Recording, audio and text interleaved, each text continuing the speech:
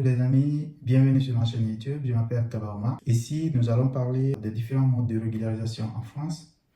Pour cela, nous allons commencer par la demande d'asile.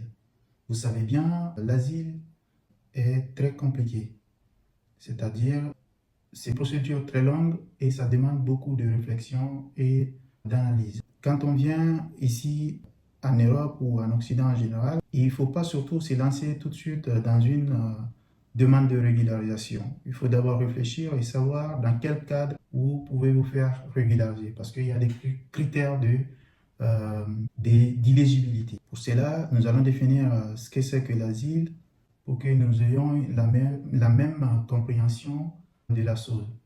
Alors, c'est quoi l'asile? L'asile est une protection accordée à une personne qui a fui son pays pour des raisons de persécution ou de menaces graves. C'est-à-dire une personne qui a fui son pays parce qu'il se sent menacé pour sa vie. C'est-à-dire sa vie est en danger. Donc, ce qui nous amène à poser la question de savoir pourquoi demander l'asile. Vous pouvez demander l'asile si vous êtes menacé pour la vie ou la liberté dans ton pays. Ça veut dire quoi? Vous êtes opposant politique, vous êtes journaliste, pour votre opinion, vous êtes menacé dans votre pays. Vous pouvez demander l'asile si vous appartenez à un groupe ethnique qui sont ségrégés ou menacés dans le pays dont vous venez. Vous pouvez aussi demander l'asile pour des raisons d'orientation sexuelle, comme nous l'avons vu récemment là en Côte d'Ivoire. Un nombre de personnes qui ont eu des problèmes pour leurs orientations sexuelles en Côte d'Ivoire. Vous pouvez aussi demander l'asile si votre pays fait face à des problèmes de sécurité générale.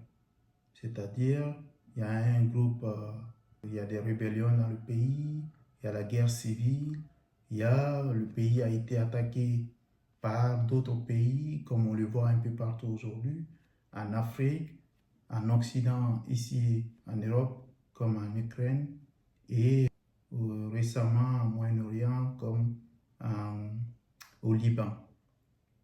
Donc, tout ceci rentre dans le critère d'éligibilité à l'asile. Bien sûr, le dossier sera examiné cas par cas, mais si vous êtes victime de ces faits que je viens de relater, vous pouvez demander l'asile. Alors ici en France, il y a deux formes de protection. Comme je vous avais défini tantôt, l'asile est une protection accordée à une personne qui est menacée. La première, c'est le statut de réfugié. Le statut de réfugié qui est reconnu par la Convention de Genève, dont la plupart des pays du monde sont signataires. Et la deuxième, c'est la protection subsidiaire. Les personnes qui bénéficient de cette protection ne rentrent pas dans le cas évoqué par la Convention de Genève. Donc, vu qu'ils courent des dangers dans leur pays, ils sont quand même protégés par cette protection subsidiaire. Les amis, je vais m'arrêter là pour cette vidéo, sinon elle risque d'être longue. Je vais faire une succession de vidéos sur la demande d'asile et les autres modes de régularisation. Pour cela, je vous conseillerais de partager